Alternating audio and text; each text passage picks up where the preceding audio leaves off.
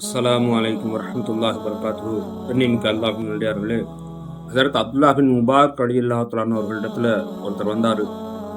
அவர் சொன்னாரு, என்னுடைய முழங்கால்ல 7 வருஷமா ஒரு புண்ணு இருக்குது. எத்தனையோ மருத்துவர்களை பார்த்துட்டேன், எந்த பலனும் இல்லைன்னு சொன்னார். இப்போ ஹஸரத் அப்துல்லாஹ் பின் முபாரக் ரலியல்லாஹு தஆலா அன்ஹு சொன்னாங்க, தண்ணீர் தட்டுப்பாடுள்ள இடத்துல ஒரு கிணறு தோண்டிடுங்க. அந்த இடத்துல தண்ணீர் வர ஆரம்பிக்கும் போது உங்களுக்கு அந்த புல்ல இருந்து ரத்தம் வர்றது நின்றுன்னு சொல்லி அல்லாஹ் மீது பெரும் ஆதரவு வைக்கிறேன்னு. அதே போல் அவர் செஞ்சாரு. அல்லாஹ்வுடைய கிருபை அந்த புண்ணு ஆறிடுச்சு. கண்ணியமிக்க அல்லாஹ் நன்றியார்களே, சஹாபா பெருமக்கள் தங்களுடைய வாழ்க்கையில் வரக்கூடிய இடர்கள், துன்பங்கள், சிரமங்களை,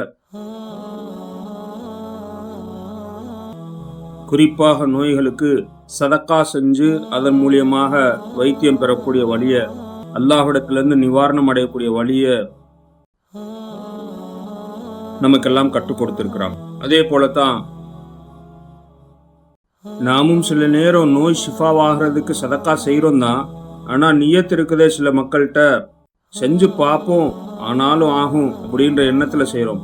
அப்படி இல்லை சகோதர பெரியவர்களே, அல்லாஹ்வின் நல்லடியார்களே, நம் உறுதியான நம்பிக்கையோடு எதை அல்லாஹுடைய பாதையில் சதக்கா செய்தாலும் சரி, அல்லாஹ் சுப்ஹானஹு வ தஆலா எந்த நியத்தில் நாம் செய்கிறோமோ அந்த நியத்தை இஹ்லாஸின் அடிப்படையில் கபூல் செய்யக்கூடியவனாக இருக்கிறான். அத்தகைய நல்ல மக்களாக அல்லாஹ்விற்காக வேண்டி சதக்கா செய்யக்கூடிய, அல்லாஹ்விடத்திலிருந்து நற்கூலி பெறக்கூடிய மக்களாக அல்லாஹ் சுப்ஹானஹு வ தஆலா நம் அனைவரும் ஆக்கி அருள் புரிவானாக.